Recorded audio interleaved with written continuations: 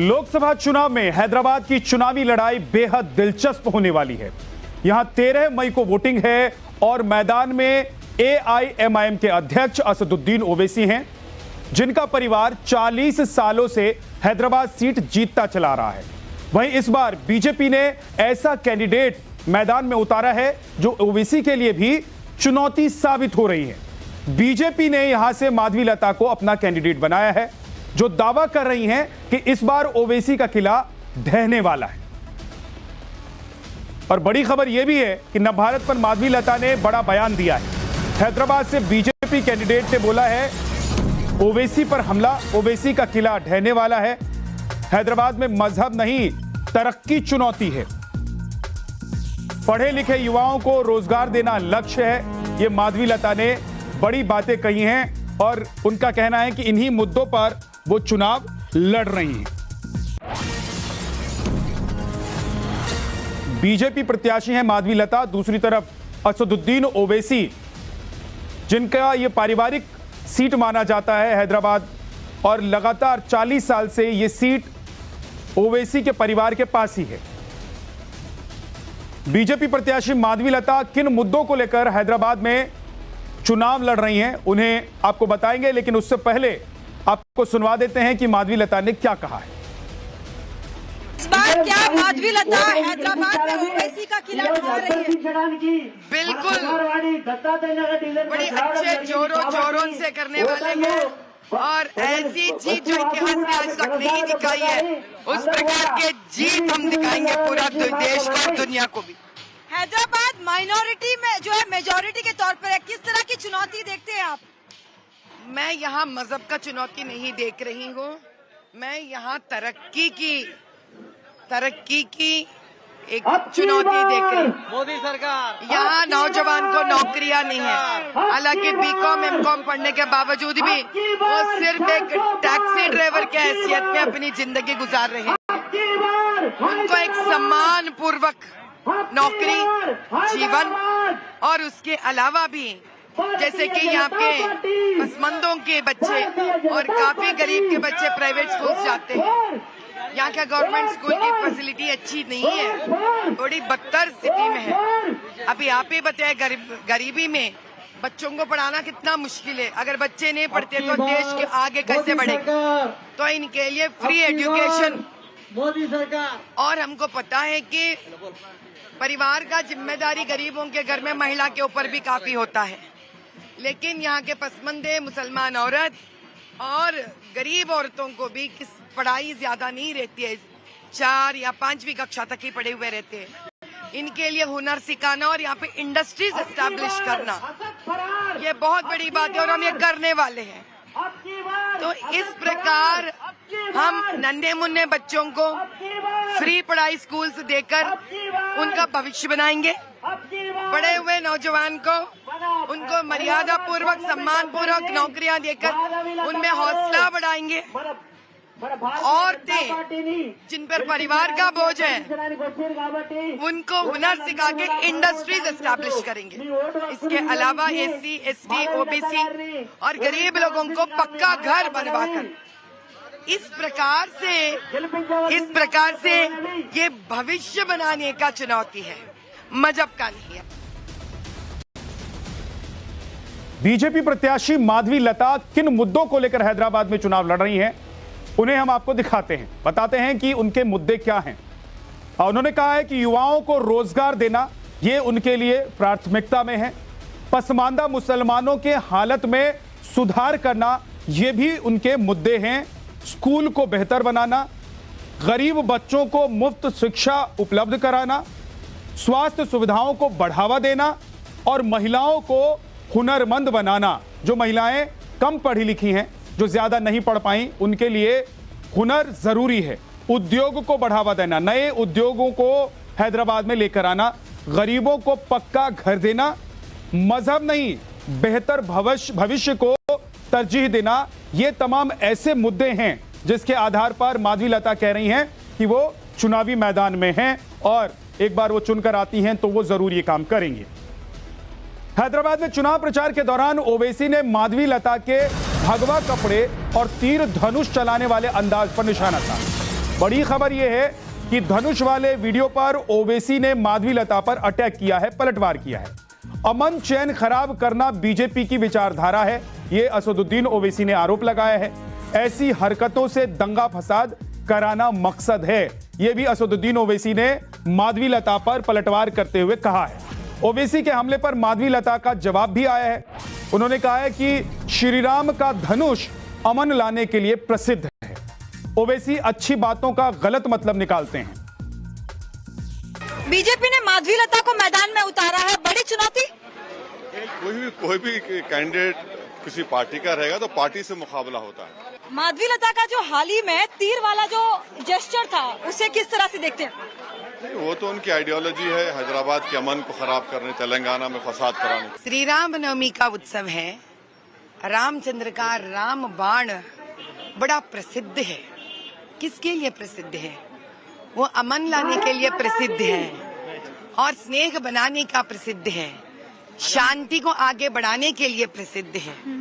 हम वो तीर चलाए थे आकाश में, और ताजुब की बात ये है उसका गलत फायदा, गलत मतलब उठाने वालों का तो यही उनका व्यक्तित्व है कि वो हर अच्छाई के पीछे एक बुराई को जोड़ने का व्यक्तित्व रखते हैं।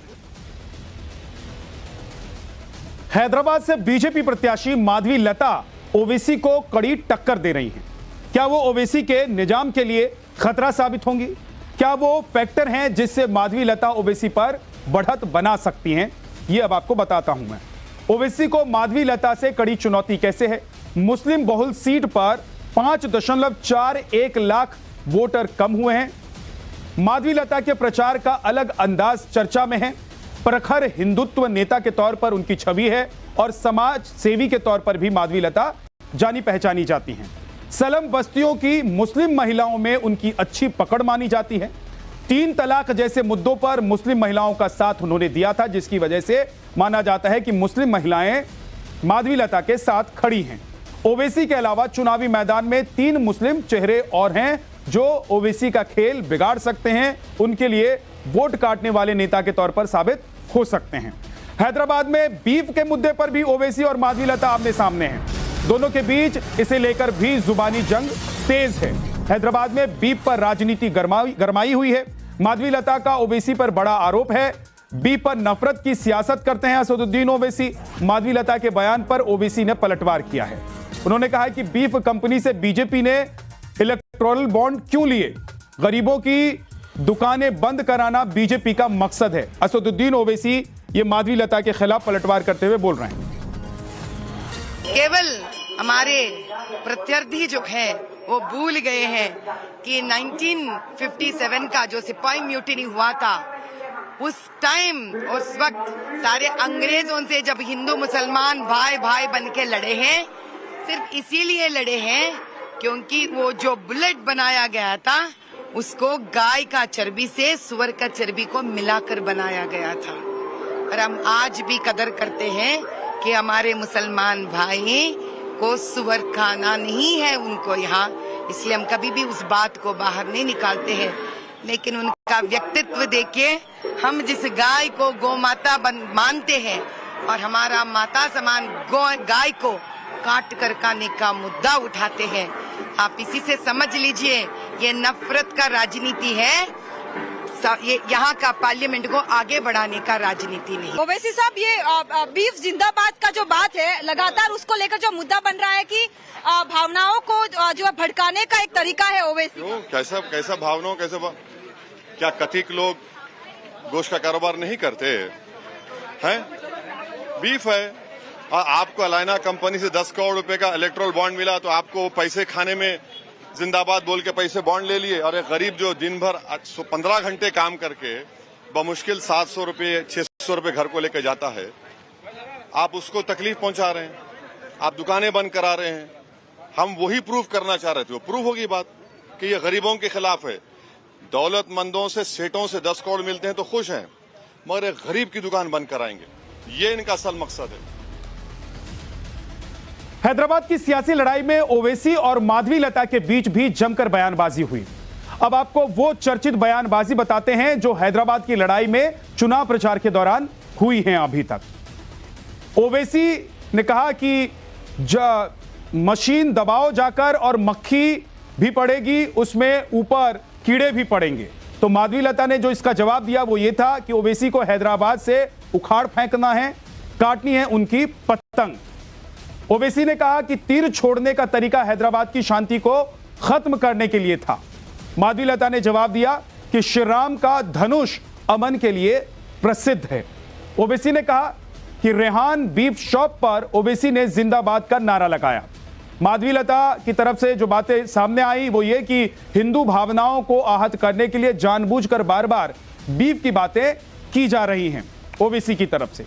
और साथ ही साथ बड़ी खबर यह भी है कि ओवैसी मोदी सरकार पर हमलावर हो गए हैं। तो माधवीलता भी ढाल की तरह ओवैसी को हर मोर्चे पर घेर रही हैं। हैदराबाद के चुनाव प्रचार में जुबानी जंग तेज है। ओवैसी का बयान, बीजेपी संविधान खत्म करना चाहती है। एक बार फिर से असदुद्दीन ओवैसी ने यह बयान दोहराया है। बीजेपी प्रत्याशी माधवीलता ने इस पर पलटवार किया है।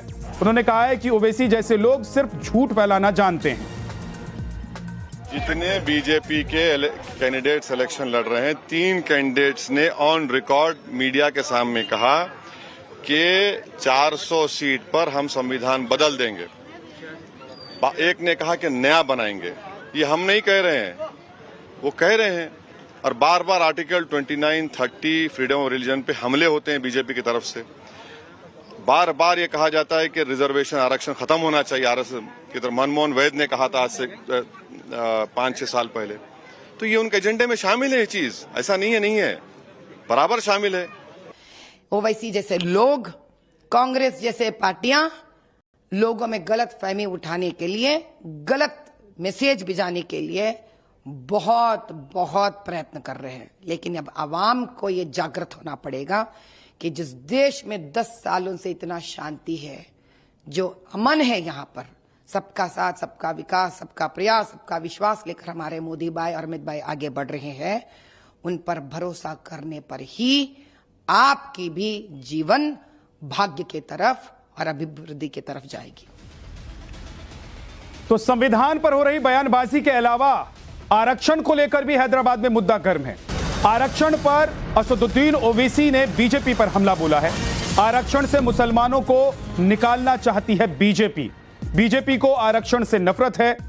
ओवैसी के आरोप पर माधवीलता ने जवाब दिया है। उन्होंने कहा है कि आरक्षण से किसी को निकाला नहीं जा रहा है। कास्ट की बुनियाद पर रिजर्वेशन मिल रहा है, रिलीजन की बुनियाद पर नहीं मिल रहा है। और इनको पेट में दर्द क्यों हो रहा है कि वो मुसलमानों के कास्ट के बच्चियां डॉक्टर बन रहे हैं, इंजीनियर बन रहे हैं, MBA, MCA डिग्री मिल रही है, पुलिस में कांस्टेबल में रिक्रूटमेंट हो रहा है, SI में रिक्रूटमेंट हो रहा है, DYSP बन रहे हैं, RDO बन रहे हैं, SDM बन रहे हैं। अरे भाई, आपको खुश होना चाहिए ना कि देश में माइनॉरिटीज ताकतवर हो रहे हैं, तो इससे देश मजबूत होगा ना। आप कब तक बोलेंगे कि पंक्चर दुकान पे काम करो? आप क्यों? यही तो इनके नफरत है मुसलमानों से। जो कास्ट है उनको मिल रहा है, रिलीजन की बुनियाद पे कहाँ मिल रहा है? जो लोगों के हित में काम कर रहे हैं, इनका ये जिंदगी का आम आदत हो गया है, दिन का दिन आदत हो गया इनका। ऐसा कहीं पे भी बीजेपी के सरकार कर कोई अधिष्ठान ने आज तक ये नहीं कहा है कि SC, ST, OBC किसी का भी रिजर्वेशन निकालेंगे।